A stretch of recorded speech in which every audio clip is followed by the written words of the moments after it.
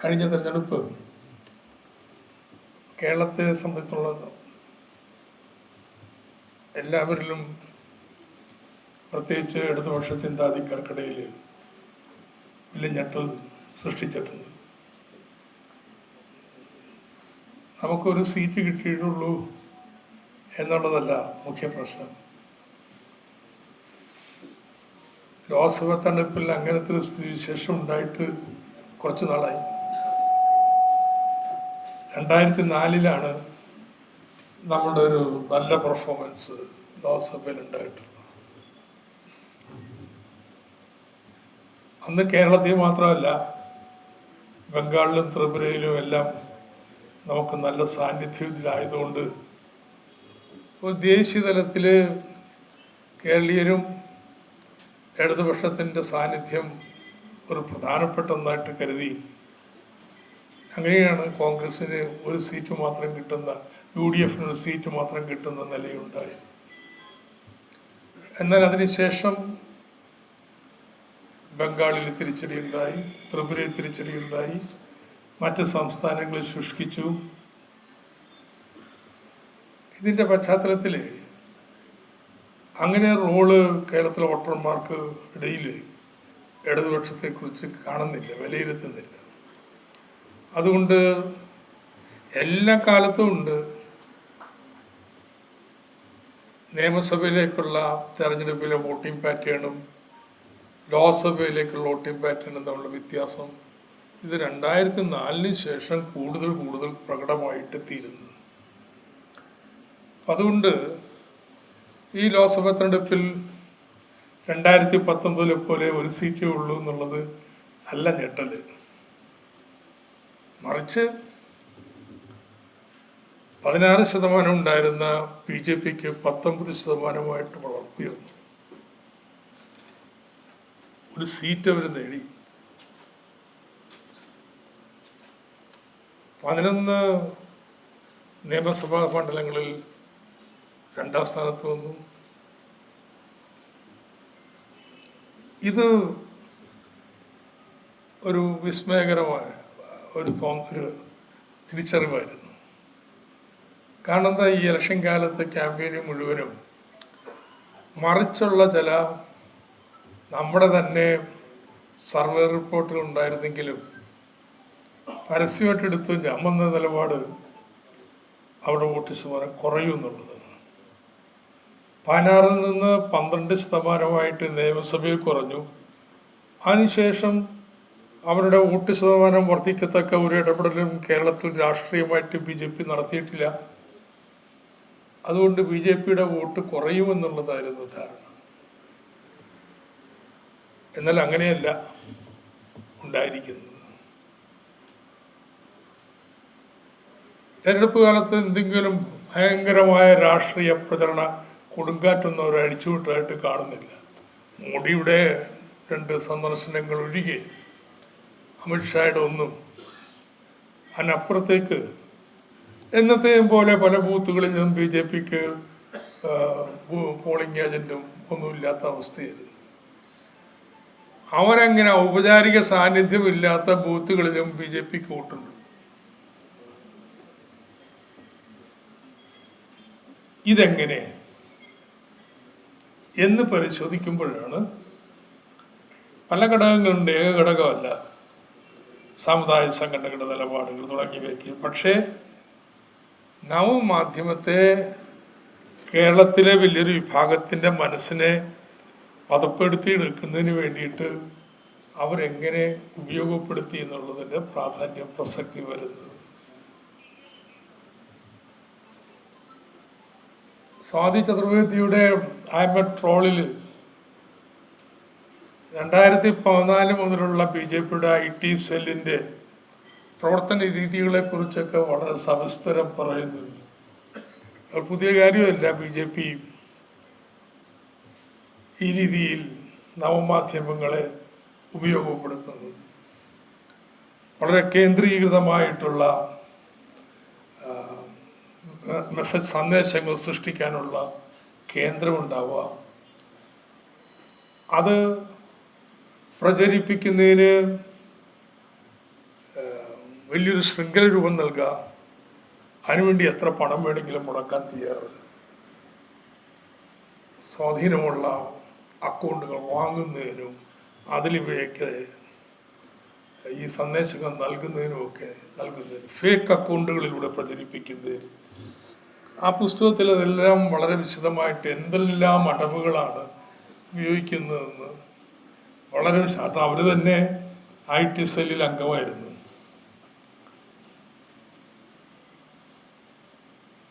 പക്ഷെ കേരളത്തിൽ അത് അത്ര വലിയ സ്വാധീനം ചെലുത്തിയിരുന്നില്ല.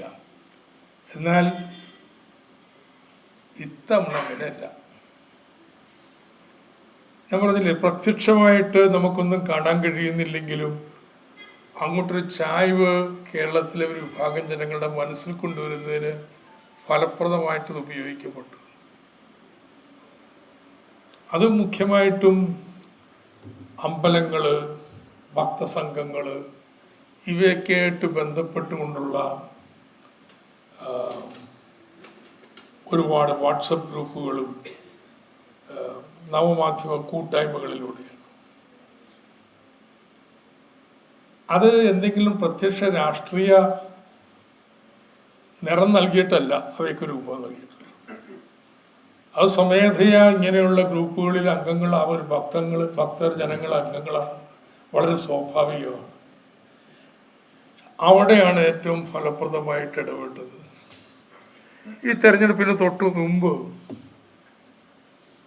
ചക്കളത്തുകാവിലെ പൊങ്കാല ദിവസം ഞാൻ തിരുവല്ലയ്ക്ക് പോയ, അത് ആലപ്പുഴയല്ല, ചക്കളത്ത്. അപ്പോൾ Pongala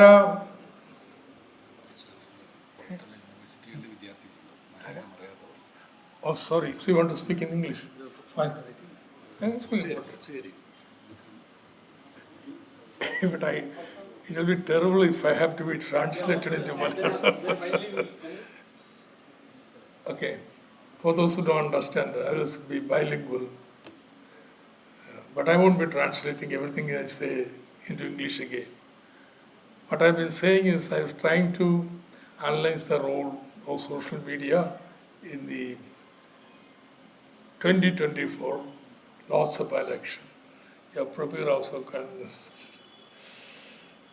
2024 election, as far as Kerala is concerned, was a big surprise.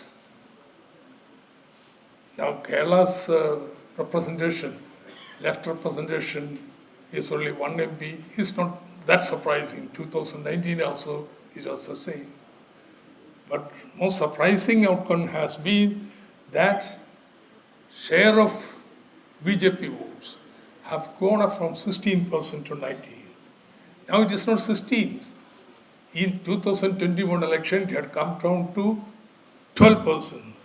So it was a case of rising from 12% to 19%. Our assumption was it is going to further come down. BJP influence in Kerala is on the downslide. It's proved to be otherwise. How did the reversal take place? What happened in between? There are many factors. But one key factor is that they very subtly used social media. വലിയ ബഹളമൊന്നും ഉണ്ടാക്കിയില്ല, effective. So I was saying about Chaklathugav. So I was driving Tiruvalla. Such long distance. The line has extended all the way to Tiruvalla. From Chaklathugav. പൊങ്കാലയിട്ട് സ്ത്രീകളൊക്കെ ഇങ്ങനെ ഇരിക്കുക. അപ്പം ഞാൻ കുറച്ച് കഴിഞ്ഞപ്പോൾ ഈ എല്ലാ സ്ത്രീകളും കുനിഞ്ഞിരിക്കുക.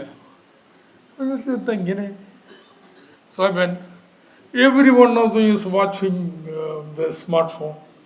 Some bhajana, this or that, I don't know what, but everybody is on it here.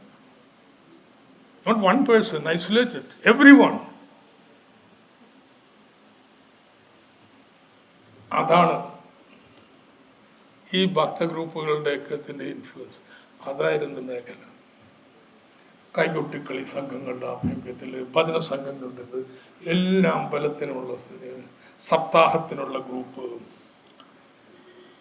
And very effectively ഈ piety was used for propaganda of communal outlook വളരെ ഇഫക്റ്റീവായിട്ട് അത് സ്ത്രീകളെയാണ് കൂടുതൽ ബാധിച്ചിട്ടുള്ള പുരുഷന്മാരെക്കാളും. And this played a very, very important role. I have no doubt regarding that. Something which they had done very effectively in 2014 was undertaken in Kerala in 2024. Now, ഇപ്പോൾ പ്രബീർ പറഞ്ഞത് എങ്ങനെയാണ് രാജ്യത്ത് മൊത്തം എടുത്തു കഴിഞ്ഞാൽ സോഷ്യൽ മീഡിയ BJP ഹെജമണിയെ മേധാവിത്വത്തെ തകർക്കുന്നതിന് ഒരു ഉപാധിയായിട്ട് മാറി എന്നുള്ളതാണ്. അതിൽ നിന്ന് സ്വല്പം വ്യത്യസ്തം കേരളത്തിന്. എന്താ BJP ചെയ്തത്? സോഷ്യൽ മീഡിയയൊക്കെ ഉപയോഗിച്ച് സോഷ്യൽ എൻജിനീയറിങ് സബ്റ്റിൽ ഇതൊക്കെ വെച്ച് ഭൂരിപക്ഷം വോട്ടില്ല, 30% വോട്ടുള്ളെങ്കിലും ഭൂരിപക്ഷം സീറ്റും കരസ്ഥമാക്കി അധികാരം പിടിച്ച ശേഷം പലതും ചെയ്തു. ഏറ്റവും റൂത്ത്ലെസ് ആയിട്ട് ചെയ്തത് taking over the entire print press and visual media സിസ്റ്റമാറ്റിക്കായിട്ട്. സാധാരണ മുതലാളിത്ത രാജ്യങ്ങളിലൊന്നും ഇങ്ങനെ സർക്കാർ ഏറ്റെടുക്കേണ്ട കാര്യമൊന്നുമില്ല, നേരിട്ട് നിയന്ത്രിക്കേണ്ട കാര്യമൊന്നുമില്ല. ഓണർഷിപ്പ് അത് ചെയ്തുകൊണ്ടിരിക്കും.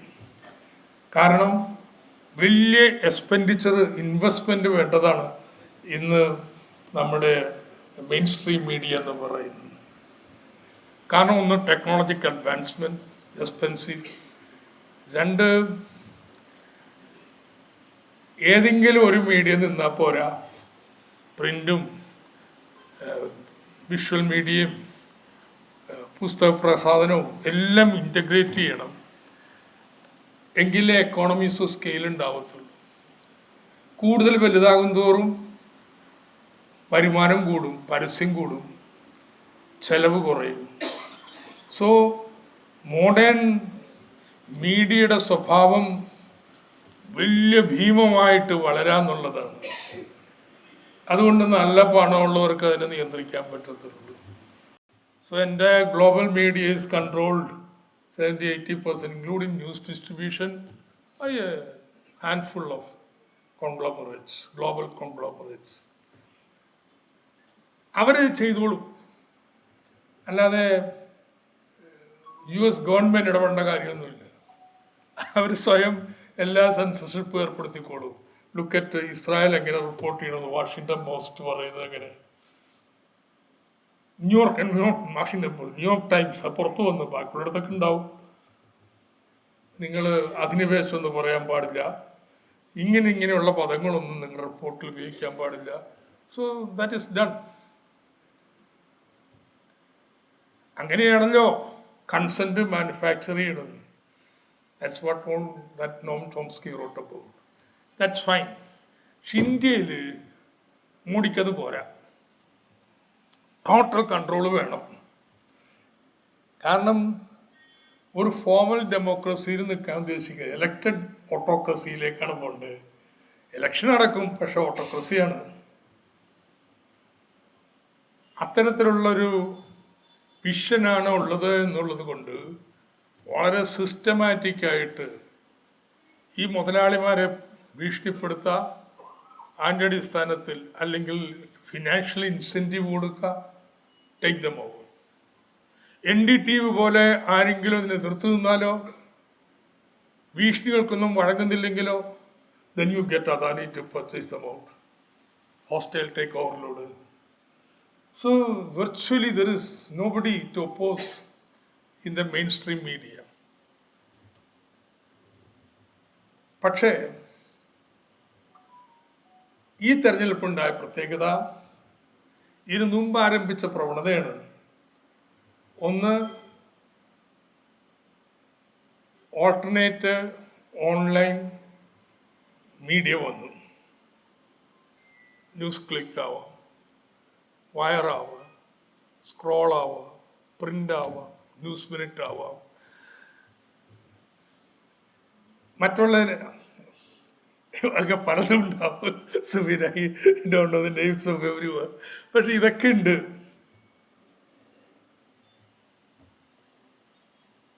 പക്ഷെ അതിനെതിരായിട്ടും ത്രെട്ടുണ്ട്.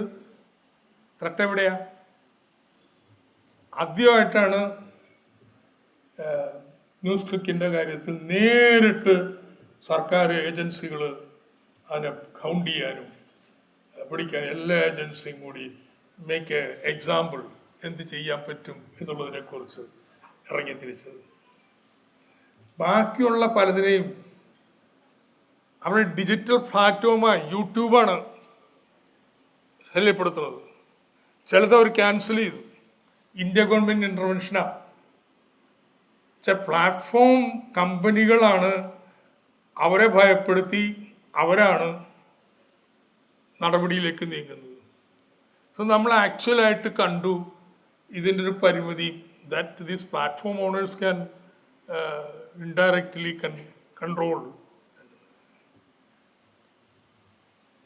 ഈ ഒരു പശ്ചാത്തലത്തിൽ കൂടിയാണ് നമ്മുടെ യൂട്യൂബ് ചാനൽസിൻ്റെ വരാൻ തുടങ്ങി. അതിന് വൺമാൻ ആർമിയാണ്. ഈ ഭരണ സംവിധാനങ്ങളുടെ ഒന്നും ആവശ്യമൊന്നുമില്ല. വൺമാൻ ആർമി ഒന്നുമല്ല. നന്നായിട്ട് ചെയ്യണമെന്നുണ്ടെങ്കിൽ ഇറ്റ് ടേക്സ് ടൈം.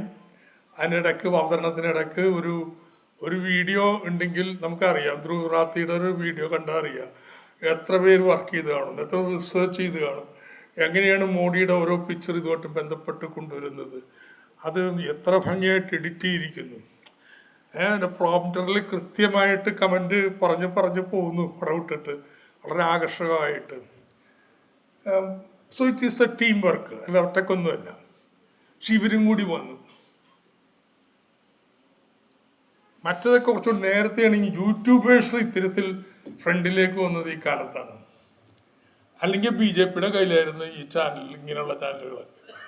ഇതിപ്പോൾ ചിലർ ഒരു സാമൂഹ്യ രാഷ്ട്രീയ ദൗത്യമായിട്ട് ഏറ്റെടുത്ത് ഇറങ്ങി എന്നുള്ളതാണ്. അവരുടെ വരവിലാണ് കേട്ടോ. ഇപ്പോൾ രവീഷ് കുമാറും ഇതുപോലെ തന്നെ വന്നു.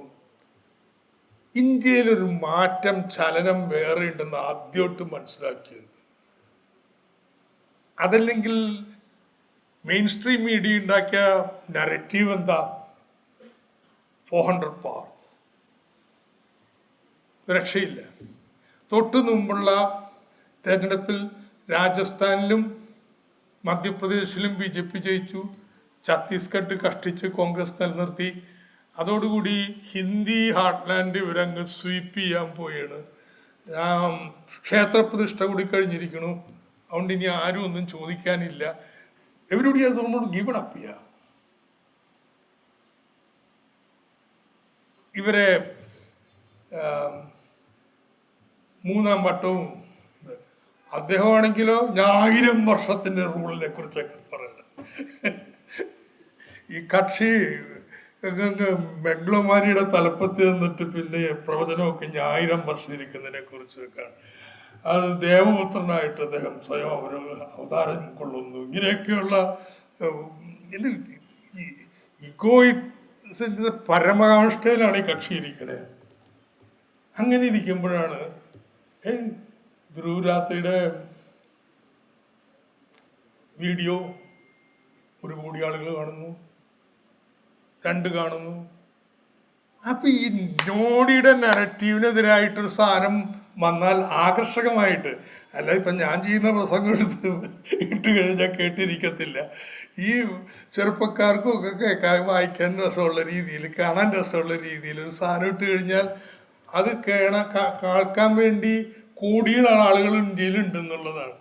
ഈ മോഡി മെയിൻ സ്ട്രീം മീഡിയ പറയുന്ന നറേറ്റീവ് അല്ല ഇന്ത്യയിൽ നടക്കണമെന്ന് അപ്പോഴെ തോന്നി തുടങ്ങി കേട്ടോ. അപ്പോഴേ തോന്നി തുടങ്ങി. ഇത്രയും പേര് ഇത് കേൾക്കാനുണ്ട്. അതതിന് പറ്റുന്ന രീതിയിൽ വന്നു എന്നുള്ളത് കൂടിയാണ്.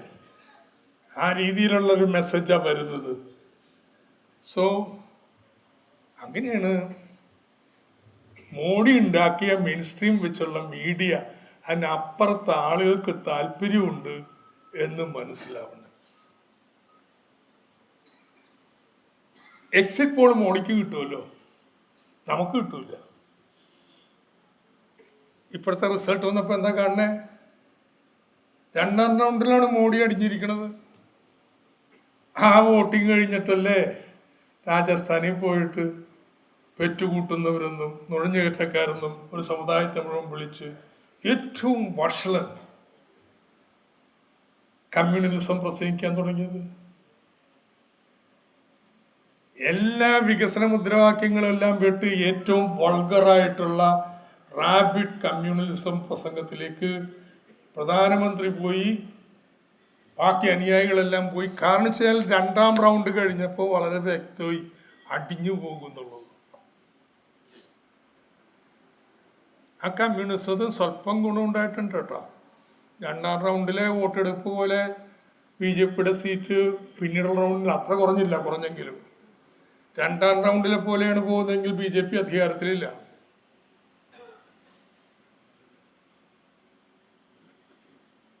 ഈ കാട്ടമായപ്പോഴേക്കും ഈ ഫൈറ്റിൽ നമ്മുടെ ഓൾട്ടർനേറ്റ് മീഡിയ, യൂട്യൂബേഴ്സ്, അവരും ഓൾട്ടർനേറ്റ് മീഡിയയുടെ ഭാഗമാണ്. അവരൊക്കെ they are leading from the front. Main stream media തന്നെ മാറി തുടങ്ങി. മാറാന്ന് പറഞ്ഞാൽ അല്ലെങ്കിൽ അവരെ ജനം കാണൂലെന്നായി. ആ കെജ്രിവാള് പുറത്തു നിന്നപ്പോൾ അദ്ദേഹത്തിൻ്റെ തിരിച്ചുവരവിൻ്റെ എല്ലാ ചാനലിലും വന്നില്ലേ? എന്താ കാര്യം? ആ കെജ്രിവാളിൻ്റെ ആദ്യത്തെ സമ്മേളനത്തിന് നോക്കിയിട്ടുണ്ടെങ്കിൽ സകല ആപ്പുകാരും, ചിലപ്പോൾ ആപ്പുകാരല്ലാതാളും പോയിട്ടുണ്ട്, എല്ലാവരും സെൽഫോൺ ഉയർത്തിപ്പിടിച്ചാൽ നിൽക്കണേ. അവർ ലൈവ് ടെലികാസ്റ്റ് ചെയ്തുകൊണ്ടിരിക്കുക ഓരോരുത്തരും. മെയിൻ സ്ട്രീം മീഡിയ പഴയതുപോലെ അങ്ങ് നിൽക്കാൻ തീരുമാനിച്ചിട്ടുണ്ടെങ്കിൽ കാണാൻ ആരും ഉണ്ടാവില്ല. ആരും മറച്ചു വെച്ചാലും മറയിൽ നിൽക്കില്ല എന്ന് വന്നപ്പോഴാ കുറച്ചൊക്കെ സ്പേസ് കൊടുക്കാനും ഒക്കെ തുടങ്ങി.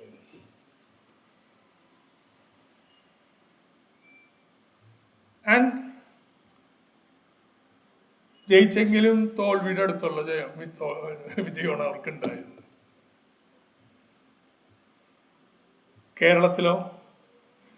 കേരളത്തിൽ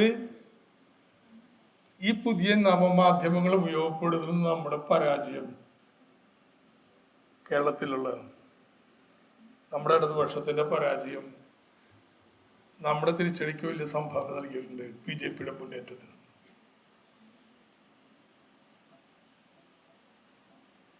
എന്താ നമ്മുടെ പരിമിതി? BJPയുടെ പ്രൊഡക്ഷൻ സെന്റർ പഴയ IT സെല്ലിൻ്റെ മാതൃകയിലുള്ളതാണ്. വലിയ പണം കൊടുത്തുള്ള വലിയ 100 കണക്കിന് ആൾക്കാർ കേരളത്തിലും. അതിലവർ സാധ്യതയെന്ന് കരുതിയ മണ്ഡലങ്ങളെ കേന്ദ്രീകരിച്ച് വലിയ സംഘങ്ങൾ അവിടത്തേക്ക് വേണ്ടി മാത്രം പ്രവർത്തിക്കുക. തിരുവനന്തപുരം, തൃശ്ശൂർ, ആറ്റിങ്ങൽ.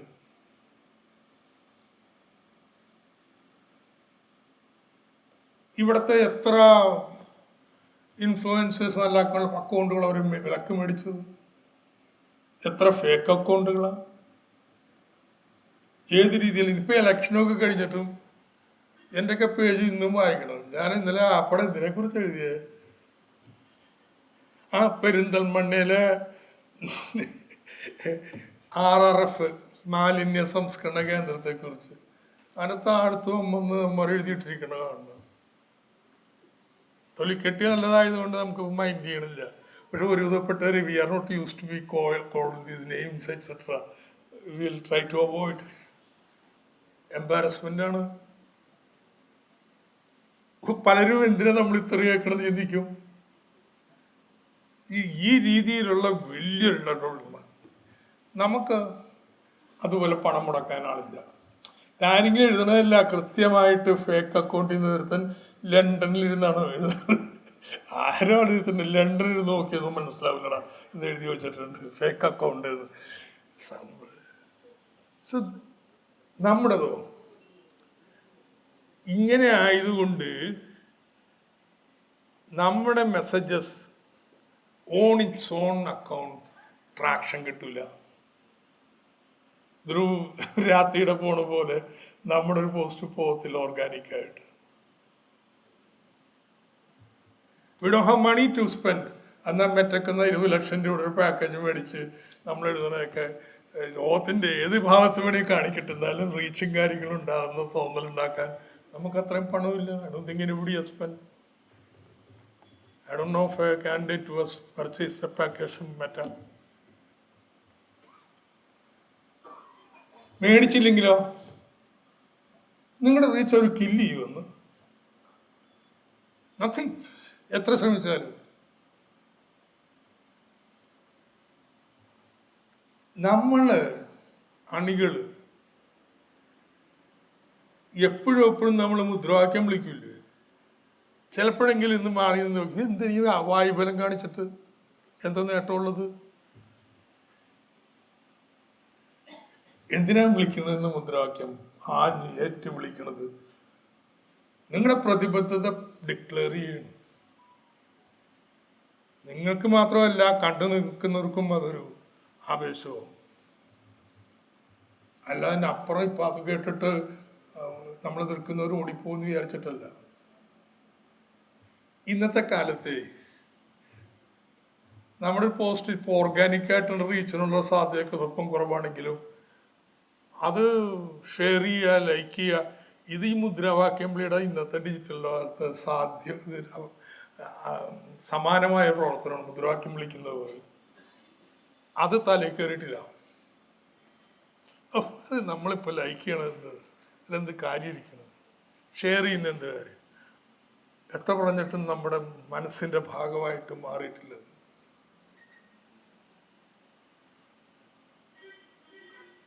നിങ്ങൾ വേണമെങ്കിൽ നമ്മുടെ എല്ലാ ഹാൻഡിൽസിൻ്റെയും എത്ര പേര് ലൈക്ക് ചെയ്യുന്നുണ്ട്, ഷെയർ ചെയ്യുന്നുണ്ട് എന്നൊക്കെ നോക്കിക്കോ. പാർട്ടിയുടെ ജില്ലാ ഘടകത്തിൻ്റെ ആയാലും സംസ്ഥാന ഘടകത്തിൻ്റെ ആയാലും ആളില്ലാഞ്ഞിട്ടാണ്, ഇത് ഉപയോഗിക്കാഞ്ഞിട്ടാണ്, അറിയാത്തവരാണോ?